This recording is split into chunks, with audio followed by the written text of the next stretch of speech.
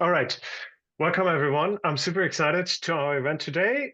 You can see the slide here. I graduated in psychology. What now? I think this is a question with some felt with excitement when they read this question. It's like, finally, university is over. And others feel more threat or uncertainty and feel like, oh my God, what happens actually after I graduate? And I think at whatever point in your journey you are, whether you're in your year 1, 2, 3, or you're in your conversion course, it's always good to think about it. And so I think Fabrizia uh, joined us. She's an assistant psychologist. She also graduated, I think 2 years, 3 years, she'll tell us, from City. 5 years ago. She 5 years ago. Okay, fantastic. I think she unfortunately had to experience the pandemic a little bit as well during her time at the university. I will not tell you too much about Fabrizia because she will tell you about her journey, what happened after she graduated, and how she got to where she is now. And if you have any questions, pop them in the chat. We'll have breaks for questions just to repeat that. And yes, Fabrizia, please take it away and start. Yeah. Hello, everyone. I'm very excited to be here. And yeah, I think the idea of today is just to tell you a little bit about my journey and what you can expect as well in the psychology field, which I found out is messier than I expected when I was in uni. So yeah, I'm Fabrizia, but you can call me Bri. I graduated in criminology and psychology at City in 2020, and I also took a master in clinical forensic psychology at King's College London. I am currently an assistant psychologist for the NHS. I work in a female medium security ward, but I also work in an expert witness private practice. So that's basically when people go to court, but we think that they might have some mental health issues, then we then carry an assessment with them and then advise the court on basically what would be the best course of action for that person. And the reason why I'm here is because after my degree, I realized that within the psychology field, there are many challenges, nuances that are not generally discussed in the academic field. I know that there had been, when I was at City especially, some talks about different career paths, but then when I started applying for jobs, I realized that my expectations were not necessarily congruent with what the reality then was. And I feel like in general, I'm very passionate about helping aspiring psychologists, and I hope that this talk will help clarifying any doubts that you have. It can be a difficult field to be in, so I'm always happy to give any support that I can to people that are in the same journey. So yeah, my journey starts basically where you are now at City. And I think that the first step for me was to understand what exactly do I want to do? Like what field of psychology do I want to be in? And if you also are in that place, like if you also struggling to understand what do you want to do, then a great resource is the Psychology Profession Network. That is basically a website that talks about all the different psychology profession. And I left a link here. I will share my slide afterwards in case you want to look this up. But it basically gives you this overview. So it's 3 different categories of careers, I guess, that you can take. The first one being psychological practitioners, where you will find things like PWP, educational mental health practitioner, children and well-being practitioner, but also psychological therapists, and this will cover things like counselor, drama therapist, family therapist, psychotherapist, CBT therapist, and all of that. And at the end, you have psychologists. And so this will be health psychologist, counseling, forensic, clinical psychologist, clinical associate psychologist. That is like another route. They are trying to make it another route to qualify, but we're not kind of there yet. But yeah, that's a story for another day. And then assistant psychologist, that's what I'm doing now. I guess the difference between assistant psychologist and CAPS and all the other careers is that CAPS and assistants are not registered. So I'm not registered with HCPC yet, but if you are a counseling clinical forensic health psychologist, you are, and you have a doctor title generally. Now, if you are at a point where you're kind of deciding what you want to do and you are unsure which route to go for, then I will suggest that there are a few things that you might want to consider. The first thing is, what are you actually interested about? Because there are many people that tell me, well, I want to do the doctorate in clinical psychology, but I'm only interested in CBT. Well, if you're only interested in CBT, there is no point in you doing the doctorate of clinical psychology. You're just gonna put yourself into more struggle that you need to, because you can become a CBT therapist. Same thing if you're only interested in working with family, then you can become a family therapist. So really check in with yourself and think about, what am I actually interested in and what is my reason for doing and for taking this particular route. Also, have a think about salary, because I'm not gonna lie, it is important.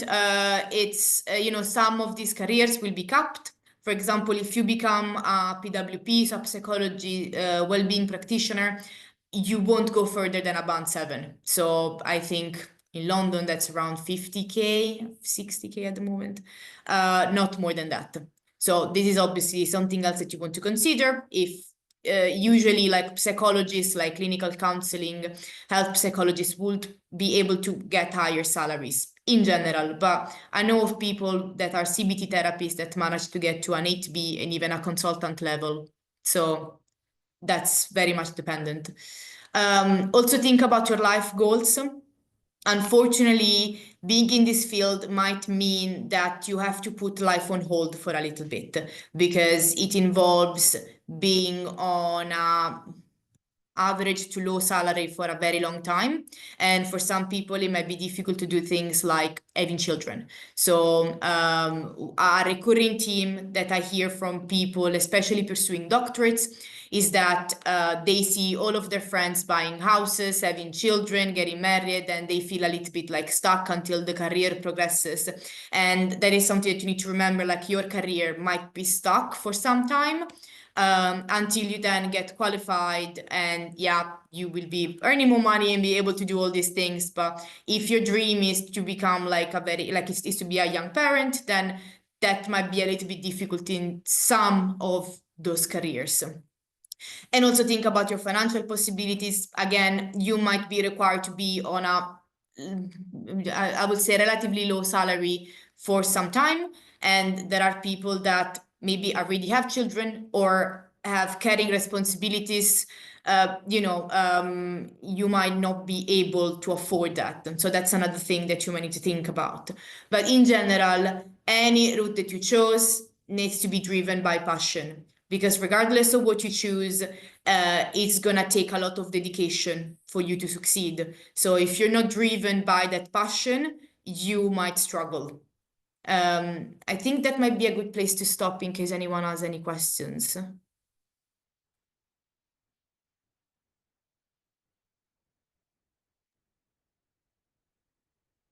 Yeah, I think that just maybe continue a little bit further. Yeah. And then, yeah, I think, yes, okay. And then, but please let me know in the chat. Okay, Lily, do you want to ask it? Yeah, is it all right if I just use my microphone? Because I think Yes, please. My end goal would be to be a clinical psychologist. Currently I can't afford to do a master's degree. And I've spoken to other people as well who have said that if you have experience in the clinical field, then you might be able to progress onto doing your PhD without a master's degree, depending on what clinical work you find. So I was wondering, A, if just a confirmation for that, if that is true, and B, if you have any advice on what type of clinical work or what type of jobs to apply for or aim for with just a bachelor's degree, because I've been trying to search, but a lot of them are very specific with other sort of degrees with them, or like having to have a master's. So I was wondering if there was any advice on what you can do with a bachelor's to start going in that direction. Could I just jump in, because I was a little bit afraid if this is happening, because Fabrizia will talk about masters. Do you need to do a master's? Do you not do a master's? You don't need to do a master's. We will talk about reasons, like, I don't know, like in favor of masters or not in favor of masters. I think, could we just like maybe just progress, because we'll come back to that topic, and then we'll also talk about opportunities that you can, how to get work experience. Yes, Fabrizia, does that Yeah, sound I okay? second that. I love this question, and I think many people have it, and I had it as well when I was in your position. So love that. I will come back to this in a second. But obviously, if you have any follow-up questions, then yeah, feel free to ask. Okay, thank you so much. Yeah, Okay, I'll wait no worries. then. Yeah. Okay. So okay, after deciding what I wanted to do, I mean, in my case, it was forensic psychology. Then I changed my mind. Yeah, but after you decide what you want to do, then it was time to get some work experience. So my first experience as a graduate. And I started working as an HCA. And actually, I was telling Andreas how that happened because I found out about this particular job opportunity when I was at City. Because what happened was I started applying for assistant jobs. And we will talk about assistant jobs, but obviously nobody was even considering my application. And I was getting rejection. I was like, oh my God, what is happening? Why are people not considering me? So I got in touch with a lecturer at City and asked them, like, what should I do? And she basically told me, you're not going to get an assistant job right now. Like, it's impossible. You need to find another work experience. And she listed different kinds of work experiences that I could get. And one of that was HCA. So I started applying for HCA job, healthcare assistant, and I got one. Could you just tell us what HCA stands for? Yeah, healthcare assistant. Yeah, it's Okay. this one. Okay, fantastic. Yeah. So healthcare assistant, I worked in two services. One was a children and adolescent mental health services, CAMS, and another one was adult acute services. I would say if you're just graduated, that is one of the best things that you could be doing, like one of the best jobs you could apply for. What is a healthcare assistant or support worker? Depending on the place, you might be called differently, but this is the same thing. You are basically a nursing assistant. You are assistant to the nurses. My responsibilities were helping the nurses caring for patients with mental health conditions, doing physical and mental health checks. Some patients needed general, intermittent, or one-to-one observations, depending on the risk. That is basically, if someone has a risk to self-harm, then you might be on one-to-one with them. So you will be with them for like a few hours, like in close contact, and you will be observing them and making sure that they don't harm themselves. But I was also assisting with the deliveries of activity, especially in camps. We would play a lot of games, do some activities with them. And I would also escort patients out on Section 17 leave. Section 17 leave is basically, I'm in hospital, I might be informal, or I might be on a section. So Section 17 leave allows me to go out of the hospital and visit the local shops, or, I don't know, see a family member for a few hours.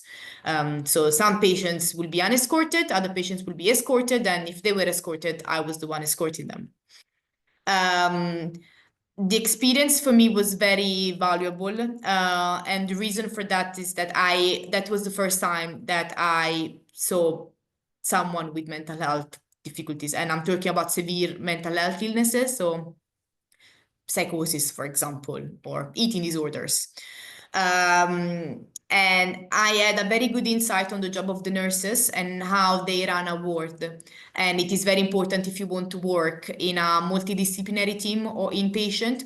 What I found is that not all of the psychologists have this particular experience, but what I found is that the best colleagues I worked with were the ones that had this experience, because they were able to empathize with the nurses and with the healthcare worker much better, which made a better alliance between teams overall. I feel that most psychologists won't have any idea of what a healthcare assistant does. And sometimes I had to step in and manage the expectations on my own team as an assistant psychologist. So yeah, I think it's very important. I also gained the ability to communicate with people that are in basically a crisis, like being able to communicate effectively and de-escalate someone that has psychosis or that has a manic episode. That's going to be very valuable if you're going to be a psychologist. I also got to understand what population I liked and didn't like working with. So that's always a plus. Like you might work with children and loved it. You might work with forensic patients and you might hate it. So yeah, it just gives you an understanding of what you actually like to do. And importantly, there were psychologists in the ward on the team. They were assistant psychologists, so I got to observe them, learn from them. I know of people that managed to get their first assistant job by basically replacing the assistant in their service. So which is always, it's always good if you think about it. Like if you know that the assistant is leaving, they know you are ready, so you apply for their job and you get it. So other kind of work experiences you might to consider after graduation are healthcare assistant, as I said, recovery worker, activity practitioner is another one. You will be basically an occupational therapy assistant. So you will be organizing activities on the ward with the patients. And then honorary assistant psychologist, but please don't. What I mean is there will be workplaces that advertise for honorary assistant psychologists that will be unpaid assistant psychologist jobs. And I strongly advise against applying for any of these jobs because I think they are exploitative. And that I think the BPS released a couple of days ago a statement also advising against advertising jobs like this. Yeah, I don't think it's right. And I know that some people feel desperate to get like an assistant job and they feel that honorary assistant psychologist might be the easiest way in, but it's not necessarily. And actually it's not, that's it. So everything, like it is a hard field already. If they're gonna take unpaid opportunities, it's just gonna make it harder for you and you don't need it. Like the competitiveness of this field might make you feel like you need to take that unpaid job or do that very expensive course or master, but you really don't need to. And I want this to be very clear. Yeah. So yeah, I think maybe that's could we sorry. just have maybe go back and could we have, Yeah. I think one of the questions, Brie, was from Toma, who is wondering if you, maybe there's like two parts to this question, if you got any work experience during your time here at City, or if you, maybe also part of this question might be, do you need any opportunity, like a work experience in order to become, for instance, a support worker or a healthcare assistant? No, I didn't have any previous experience before becoming an healthcare assistant. I would say if you can apply now, because it's something like some places would have bank contracts or part-time jobs. I mean, whilst I was at City, I was a waitress for 3 years. That was due to financial circumstances. I didn't think about, I thought that I wasn't qualified, that I couldn't apply for any of these jobs. If I had known, I would have applied much early, even whilst I was at City. So if you want to gain some work experiences and you feel like it's something that you can do on the weekends, then I will advise you to do that because it's just gonna basically bring you a little bit ahead. But yeah, healthcare assistant, you generally don't need any experience. I was just asked some general questions about, sorry, I don't know what's going on here. Okay. Some general questions about what I knew about mental health difficulties. And yeah, that was basically the interview. I think it's accessible to anyone with a psychology degree. Yeah, so I think there's another question from Lily, but I just want to kind of connect some things you said. We have on our Moodle career page a talk of students who, during their time at City, started to work as support workers. So part-time support workers, kind of like earning money, but also getting work experience, which is a little bit, Bree, what you just recommended. Yeah. Like you can basically, if you are you don't need a psychology degree to become a healthcare assistant or a mental health support worker, but it will give you the experience, what Bree just so nicely summarized. So I think Lily asked, how quickly after graduating can I apply for a job? So I think just maybe I quickly connect to that. Just like for certain jobs, you can do it now. Healthcare assistant, support worker. I think all of these are kind of like you can don't, but you could be an honorary assistant psychologist. So people who go on placements in the NHS, they're often honorary assistant psychologists for their year-long placement. But other jobs, for instance, if you want to apply to become for the clinical doctorate, you need to have work experience with your degree. So you can't replace the work. You can't say like, oh, I've been working as a mental health support worker for 3 years during my degree. You still do not qualify because the BPS says, well, the British Psychology Society says like you need to have 1 year of work experience with your degree. I don't know, Bree, do you want to add anything? Yeah, I mean, it kind of depends on the job. I mean, I'm guessing most of the people here will want to eventually apply for assistant psychologist jobs. And yes, those are highly competitive. So, and the best way to get experience is just to get your foot in the door as a healthcare assistant, for example. And I think healthcare assistant, like what you will find, like I was literally the only one for a while in my team with a psychology degree. Like some people don't even have a degree. That's it. Like some healthcare assistant don't even have a degree. So it's something that's accessible to everyone. I'm not gonna sell it to you as an easy job because I'm guessing you can imagine like it's long hours, it's demanding, but I think you get a lot from it. Like you get a lot of valuable experience from it if you're interested in working with people with mental health difficulties. So. Okay, so just a quick, some really good questions. I think Maria asked, like, what recommended year of study, year 2 or year 3, is most suitable to apply for like a support worker or a healthcare assistant? I think have a listen to the talk. There are like 3 or 4 students, I can't quite remember, who I think some of them started in year 2, some of them started in year 3 to continue that. Theoretically, you can start in year 1. I think it always depends a little bit on how well you can manage both of these jobs. So I think healthcare assistant or support worker, I don't know, Bree, maybe you can say something about that, is sometimes a quite demanding job. It's like you're at the front line of the NHS, you're like work with people who are really mentally distressed. So if you can kind of like, I don't know, like my degree is going well, my marks are looking great, then I think it's like, okay, let's like explore. But I think I would kind of prioritize that. You can do a support worker role or assistant as your sandwich year, placement year as well. Yeah. So yes, similar if you're interested in educational psychology, you can also become a teaching assistant for a year. So you would, in your sandwich year, you would get paid and you would get that work experience as well, which might be another solution if you're like maybe feel like juggling 2 things is too much. Yeah, how was it? Can you say something like how was it as a healthcare assistant? Is it like a really hard job? Like was it like yes? How did you enjoy it?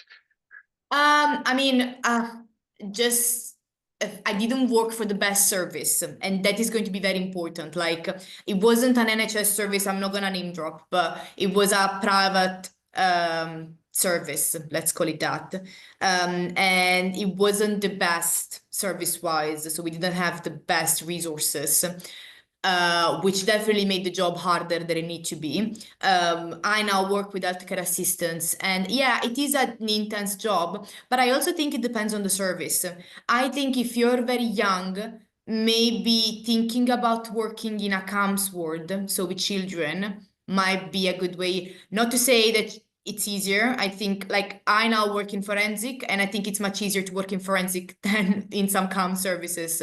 So super honest here. But how do I put this? But unfortunately, with some populations, if you are very young, you might struggle, especially if you think about being a young woman in a male forensic service. And if you're like 18, 19, then there are other risks there that you might need to be aware of. This is not to say that they won't give you the job, but it might feel very intense for you. So I think you can start as early as you possibly can, and whenever you feel like it's manageable, considering, as Andreas was saying, yeah, your degree and all the other commitments that you have.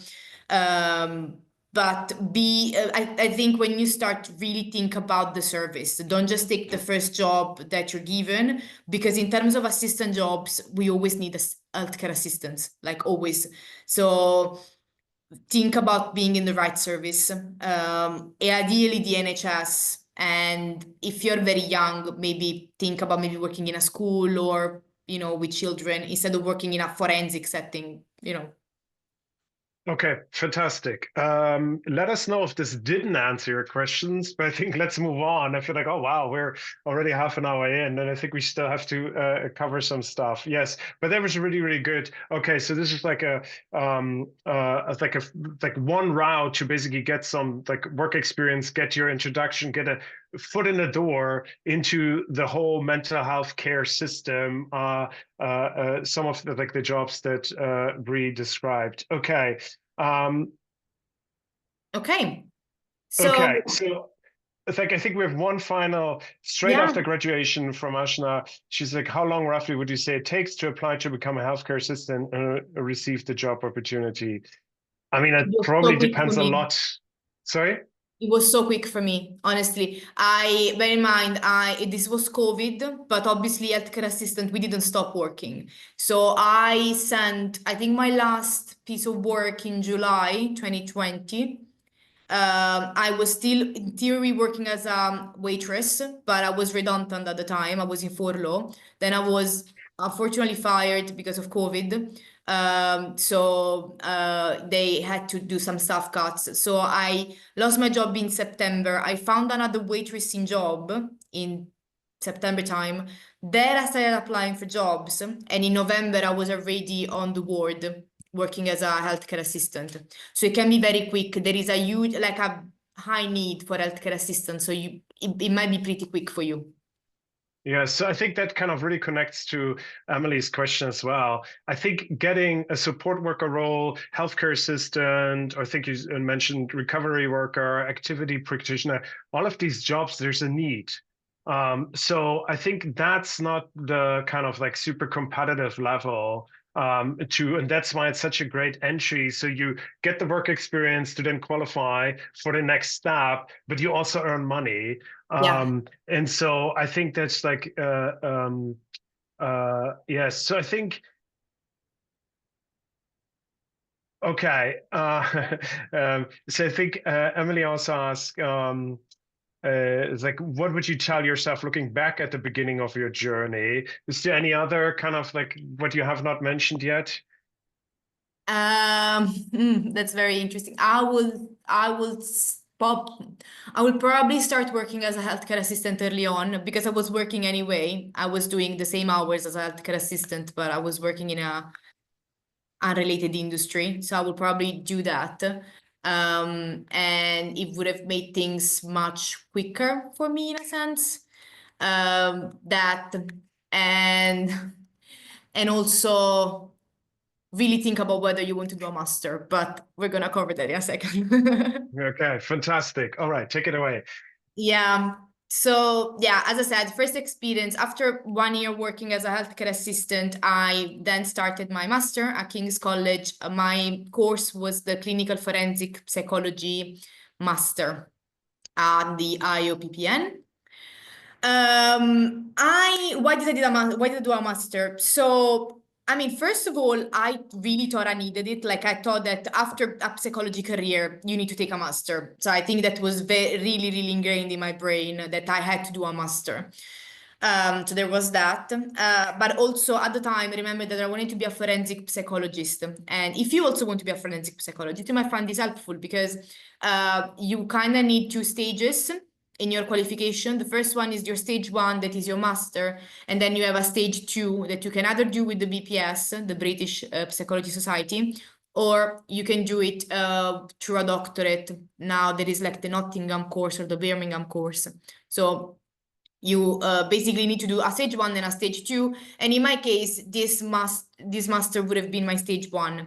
Then I changed my mind because I don't want to do forensic psychology anymore. But yeah, that was the 2 reasons why.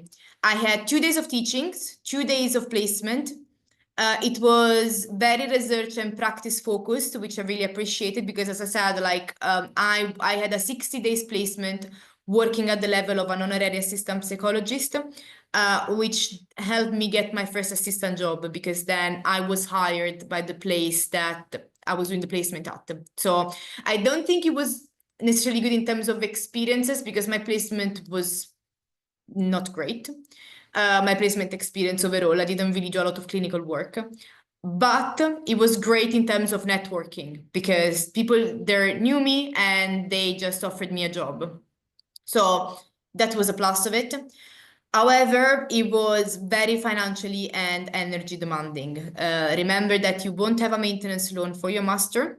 Some masters are so expensive that you won't be even able to cover it with your with your postgraduate loan. Like this master here, when I did it was 11K. I think now it's 16K. Crazy.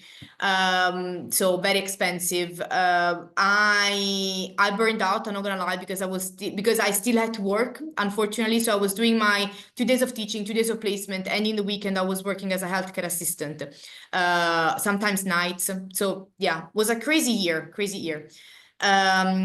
And yeah, money was a big problem. So, and I think that this is why I'm so passionate about it. It feels like it's such an inaccessible and financially demanding field, but it doesn't have to be. And we, especially when it comes to the doctorate of clinical psychology, there is a lot of highlights on diversity and equality and inclusion, but when it comes to money and when it comes to social class, it seems like nobody cares. And yeah, I hope that I'm conveying this message in this talk today because I'm very passionate about it.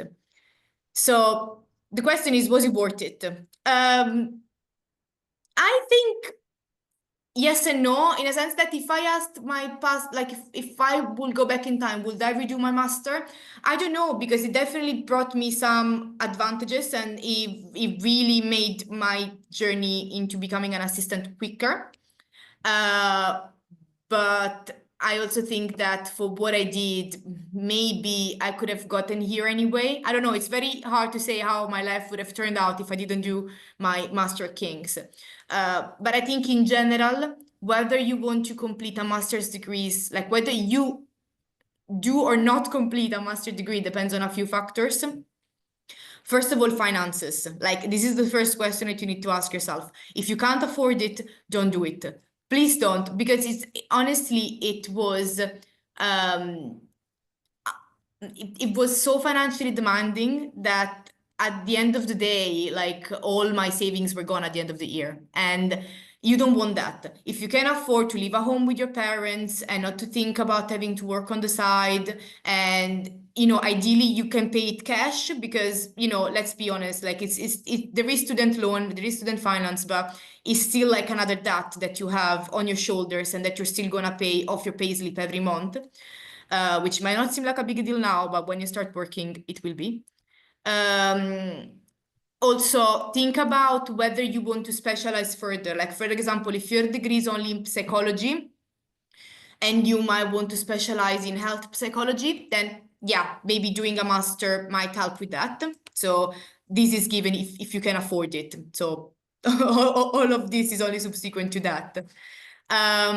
Also, another good idea for doing a master is if you don't get a high grade on your undergraduate. If you get like 2.2 or a low 2.1, then yes, consider it, because if you want to do a doctorate, usually they won't look like, they will be looking at a 2-1 or a high 2-1.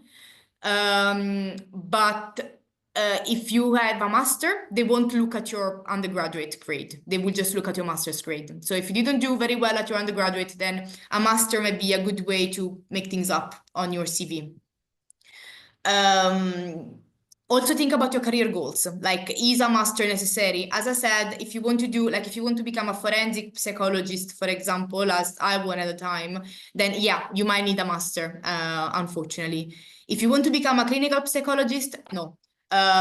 Story time, my friend, she got an interview at the Essex course for the doctorate in clinical psychology. We worked together as healthcare assistant, and she didn't do a master. She just gained experiences, now worked herself up to become an AP, and then got an interview. Now, she did become an AP later than me, but she also got an interview basically almost immediately. So consider that sometimes it's much more valuable to get more experience rather than doing a master.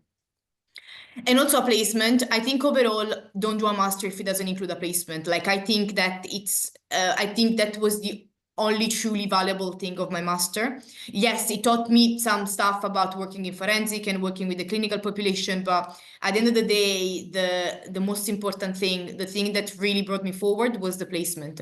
So if you're looking at masters and your master doesn't include a placement, I'm not saying don't do it, because I don't want this talk to be I'm telling you what you need to do or don't need to do, but I would just advise to really think about that, about whether it's worth it. So overall, if you want to apply, Oh yeah, okay, sorry. Yeah, go ahead, sorry. just a couple of points. Just if you want to apply for a master's, ask yourself, can I afford it? First of all, if you can't, don't do it. It is essential to achieve my goals. Again, what do you want to do? Do you have to have a master to do that? And also, what could I get out of it? Like knowledge, presence of placement, and can I get these things in any other way? Yeah. Okay, so we have tons of questions. I think just before I read out these questions, it's super important. Like, I think sorry, I'm kind of jumping between the two. I think I have a video on this on our career model page. I'm very against masters if you are interested in mental health. It's different for forensic psychology. If you want to become a forensic psychologist, you have to do a master. If you want to become an organizational psychologist, you have to do a master. If you want to become a clinical psychologist, you do not have to do a master. And often it does add very, very little, right? Like, if Bree didn't get the connection, and not everyone on her master's had that connection and became an AP, right? Often, and it's a very costly thing to do, right? So I just want to say, it's really important to know that you do not have to do a master's, okay? Just remember that. Like, if you love, I mean, I'm a university lecturer. I love lectures. I love seminars. I love research. But do you want to spend 15,000 for one more year of that? If you love it so much, then do it. But just be aware that it will not add much to your career within the mental health sector, okay? It might be marginal. I also have, like Bree said, that I heard kind of conflicting things. Some people say, yes, if you did a poor got a poor degree mark on your degree. Why was that so complicated? If you got a 2.2 or something, you can make up for it. We also had a talk by a clinical psychologist, and she's on the selection committee, and she said, no, we don't do that. So it's a little it tricky. Depends on the course. Sorry, yes. It depends on the course. There are some courses that won't look at your grades. The Lancaster course, for example, is very so we're talking about doctoral programs, okay? Yes, go ahead, please. The clinical psychology one. There are 30s around the UK. There are 30 courses. Some of them won't look at your grades. For example, just very personal example, there is the UCL course. I can't apply for that because they ask for 67 and upper, and I got 66 at my undergrad and 67 at my master's, which, I mean, I could apply, but it's a risk, and I only have 4 choices. And yeah, we will talk about competitiveness later on. Okay. I'm not gonna risk that. Yes. Okay. Just right. Like, just to tell you, like, sometimes this is like, there might be, might not be. I think Lily has this question about, does that qualify you? So it's really important if you want to theoretically, and I think Bree will talk about this a little bit later. Theoretically, in order to apply for a clinical doctorate program, you need to have a bachelor in, or like a conversion course with BPS accredited degree. And then I think most often they ask 2-1 or higher. So that's like one, not all courses, but it's like, and you have to have 1 year of work experience with your degree, which healthcare assistant or support worker qualifies you. It's unrealistic to expect that you do 1 year of work and then you technically can apply. But none of the courses for clinical doctorates do demand that you have a master's. Okay, that's just like, it's like something you might do because it gives you some marginal advantage, but you do not have to do a master's. And yes, working as a healthcare assistant, as a support worker, as an AP, and so forth. Okay, I don't. So there's, I think, one question asking about if it's. Yes, so I think if the master doesn't even have a placement, and Bree stressed that, if it doesn't give you any, don't do it at all. But I think it's much, much easier to just work as a healthcare assistant to get the experience than to do a master's. And so they help you to do basically a role of honorary psychologist at a ward, right? It's just like, yeah, don't do it. I think, let me see. Okay, so there's like another question. I think one question that I want to ask you before we like, Bree, why did you change your mind? And you said like forensic psychology, nah. Like, what made you change your mind? It's because I started working in forensic and I still work in forensic and I love it. And after qualification, I would like to remain in forensic, but in terms of the specific training, I feel that the forensic psychology training is much more focused on risk. Whilst what I really want from my training is to improve my therapy skills and to be able to work with a wide range of individuals that the clinical psychology doctorate does. So you have a lot of placements, one with children, with learning disabilities, with older adults. So you kind of get a flavor of all the different populations. You improve a lot on your therapy skills because the course is very focused on that. And yeah, whilst the forensic training, it's too focused on risk. It doesn't really place a focus on therapy and clinical skills, which I don't particularly like, and also finances, because the forensic psychology doctorate is you need to pay for it. There are ways in which you can still work, and it's like your placement as your place of work. I'm not gonna talk about that today, but I'm gonna leave you my emails in case anyone has any further questions. Whilst the reality is that the clinical psychology doctorate is so competitive because it's the only psychology training that is funded by the NHS at a band 6 level. So yeah. Okay, maybe we kind of like yes, we can get through this a little, and then like, yeah, if you feel like anyone that your questions have not answered, just let me know. I think it's like, to reiterate, you need this 1 year, but as you will see, like, it's like a 1 year of work experience to qualify, so you can officially apply. Applying, nobody stops you from applying. I get reference requests where the CV tells me they can't even officially apply, and they apply. Nobody stops you from applying to a doctorate, but it's just not very realistic that with just 1 year of work experience after your degree, you will get that. But you can. You technically can. You're eligible. And but maybe also, you did. Yes, sorry, please go Andrea, ahead. because I wanted to say, if you can apply, even if you won't get anywhere with it, I'm going to be honest, but it's the application is not like any application you did before. The clinical psychology doctorate application is so weird, and if you can do like one practice, do it. If you have the money, because it costs like £40. So if you can afford it, just send it. You might experience, you might get a place. you never know. You never know. But yeah, it's a good experience to just apply anyway. Sorry, Andres, I feel like Yes, and I think you can then kind of add to it while you're like, you have something in the background. Okay, next time you just apply every year. And we had people like talking about how to become a clinical psychologist, and he was like, wow, I applied, and 1 year nobody invited me, and the next year I got 4 invitations to interview. So right, that's a very good advice. So you can apply once you have that year. It's good to get apply. It's good to get feedback on it. It's good to talk to other people about your application. But okay, Bree, please move on. We're like, okay, it's great. It's great that all these questions are really, really helpful. Okay, so after my master's, what happened? I started working as an AP.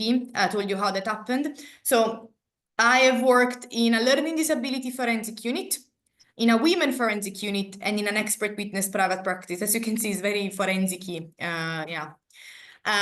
Just a little bit about what I do. I mean, most of this is repetition.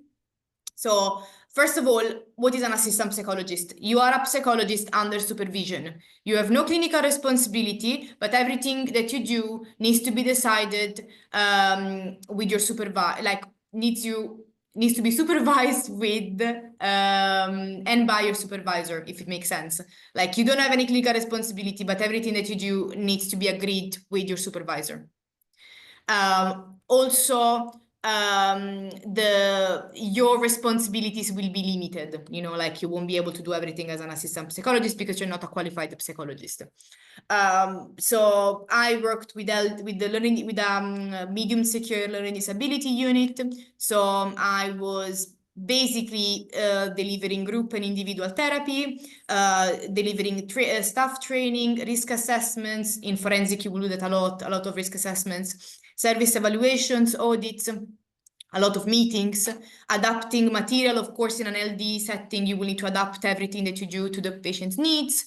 I now work in a women forensic ward. Again, I conduct initial assessment, risk assessment, individuals and group interventions. I actually have 2 sessions after this talk. And staff support, I attend the psychology meetings and I do some psychometric assessment. Whilst in my expert witness private practice work, I help a clinical psychologist assessing clients for court and completing cognitive and psychometric assessments and also writing court reports. So this is very, very in a nutshell. Now, the thing with assistant psychologist jobs is that they are very competitive. Now, you have people applying for these jobs with no AP experience, okay?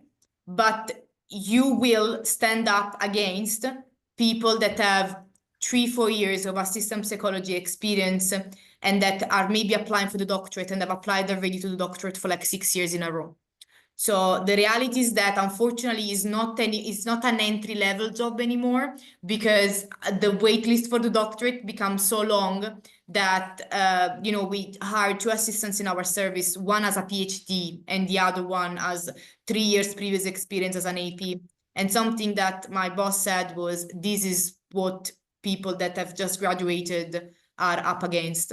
So bear in mind, it is very competitive. Do you need to be an assistant psychologist? It depends on your goals. If you want to be a PWP, you generally don't. If you want to be a CBT therapist, you can just get your accreditation and go without necessarily an AP job.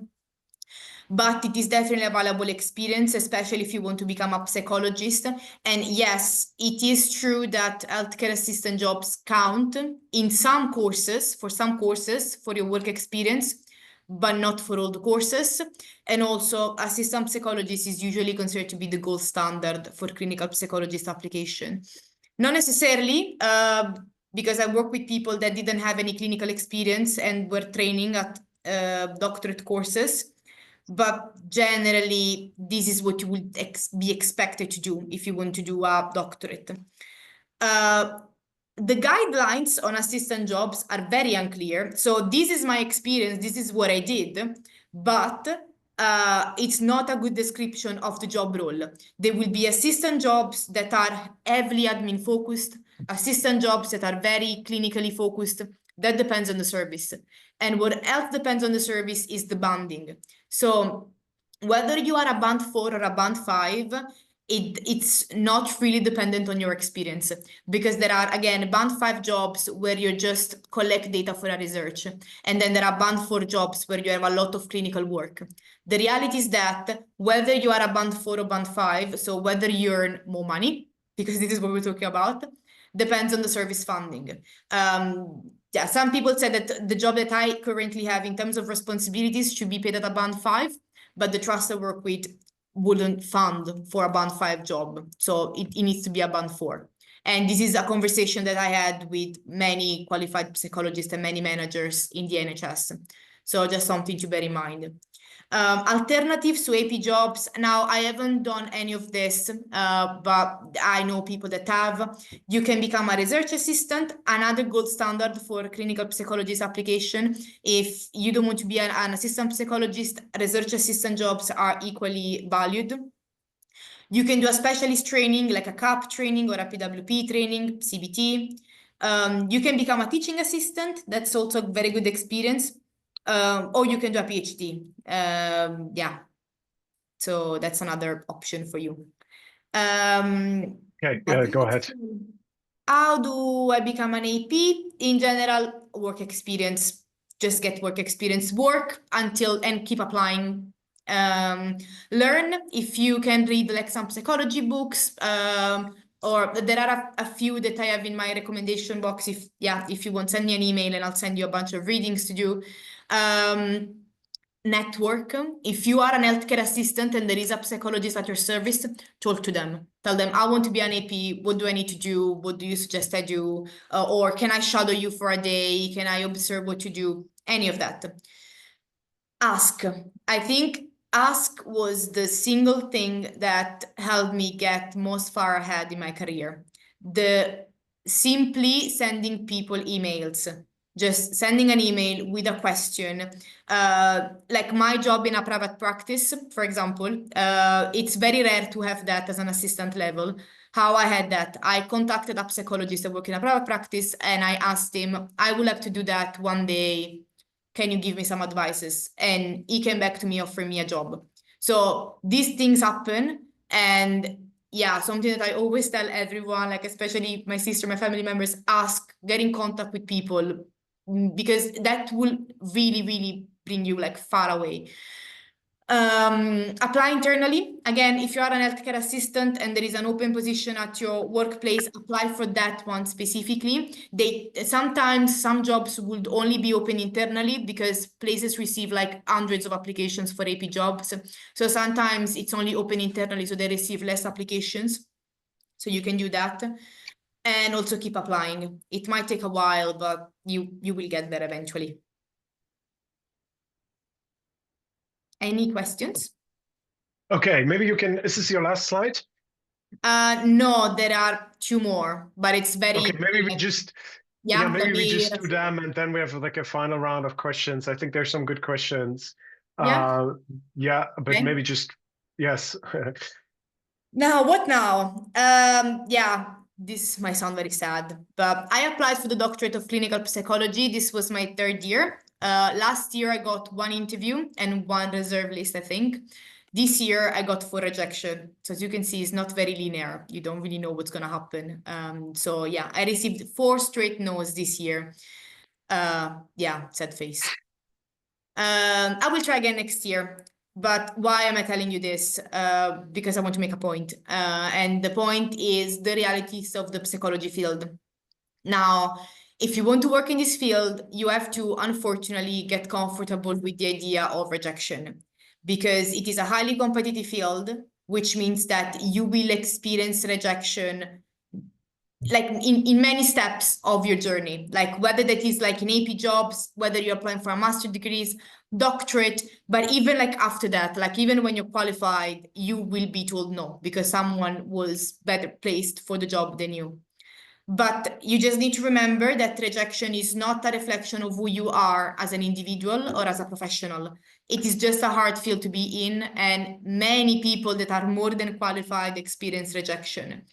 But if you are truly passionate about it, don't give up, because you will get there eventually. You just need to be prepared that it might take some time. So yeah, I think that's all. Okay, maybe you just stop sharing your screen. And Yeah. then, okay, so I think it's very, very good. I like that. I just want to add kind of that every job that is worth doing, that's really financially attractive, the work you do is attractive, is competitive, right?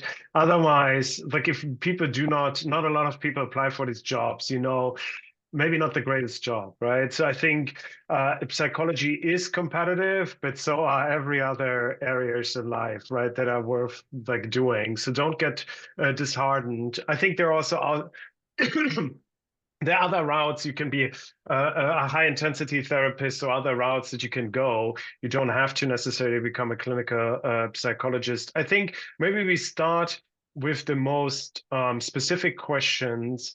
Um, the first one is like, what skill would you say is required to become an AP? And I suspect that really depends also a little bit on the specific AP role you're applying. But is there some beyond like some work experience that you have already, maybe ideally in the NHS? Is there anything else you would I say? hope this doesn't sound wishy-washy, but reflective skills. This is something that every AP job requests for, and I think I only truly mastered during my master degree. That was not something that was really much to, I think it was covered in the last year of my undergraduate, but I wasn't great at that.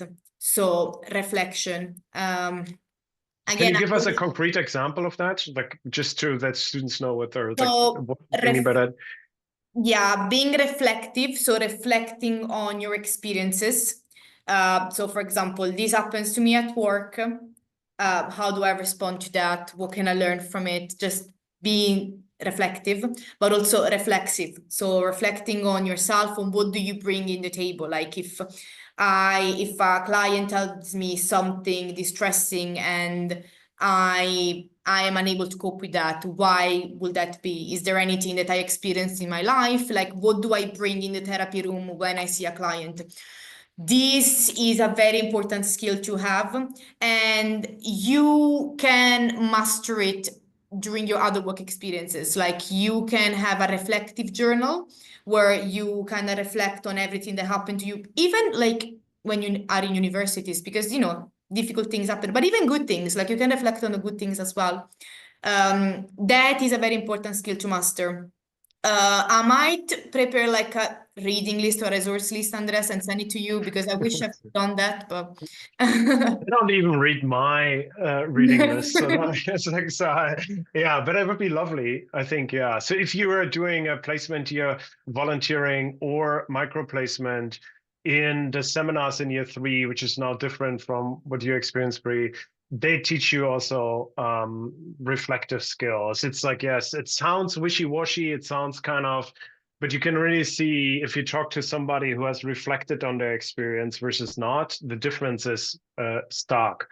Okay, fantastic. I think there's one more bigger question about it, which is good. I think Thomas said, why is the doctorate so competitive and challenging if there's such a demand for clinical psychologists? Yes. Oh, amazing questions. Because so first of all, the clinical psychology doctorate is very competitive because even people that don't really want to do the doctorate, like the clinical doctorate, like maybe they want to work in an educational setting, for example, they will still apply for the clinical doctorate because as a clinical psychologist, you can work everywhere and be paid for your training. Now, why there is a demand of clinical psychologists? Because everyone that qualifies then goes to work in private practice. So the NHS basically funds the clinical training, is very competitive, and then you don't get any application for Band 7 qualified jobs because straight after graduation, people go and open their own private practice. Yeah, this is the reason why. Yes, it's expensive to do, like to pay you to get your education. Yes, and I think the NHS just blacks money everywhere. So there's a unfortunate and totally true. I think if you become a forensic psychologist, counseling psychologist, clinical psychologist, you will always work. Yeah. Unless you don't want to work, which is a different like a topic for a different day. I think there's one more question, I think from Lily that is towards you, Bree. This is about what do you think is skill for getting a healthcare assistant? What is one kind of thing that would be maybe important to highlight? Yes, I think in general, we said it's like you have a good chance of getting it, but maybe there's something that you feel like it would be really good to highlight. Maybe, I don't know, resilience, so I'm not sure. Yes, do you have any? I think just being like, yeah, I think just highlighting in your CV that you are like that you would like a caring job, because that is what it's about, like a caring job. So you need to be suited and you want to work there, but also maybe resilient and adaptable. Team working skills is very important. Yeah. So again, any question, actually, I'm gonna write my email here. Because even if you want me to give a look at your CVs, I'm happy to do that. Yeah. Be careful what you ask for. That's okay. I think also there's like if the people there's a question about connecting to you on LinkedIn, if that would be okay, if they can do that. I think I Yeah. think Do yes. that. Could we just, I think just for the sake of time, I have some time left. I'm happy to answer these questions, but we're kind of like an hour in. I think I would just love to stop the recording Yeah. and just kind of like say massive thank you, Bree. Thanks for kind of like coming back to the university, giving back, helping our students navigate this like confusing, complex, disheartening mental health area with such optimism and positivity. So thank you so much. I think there's like it's always a little bit anticlimactic, the clapping on Zoom, but yes. So I'll stop the recording and then we can answer all these questions in a minute.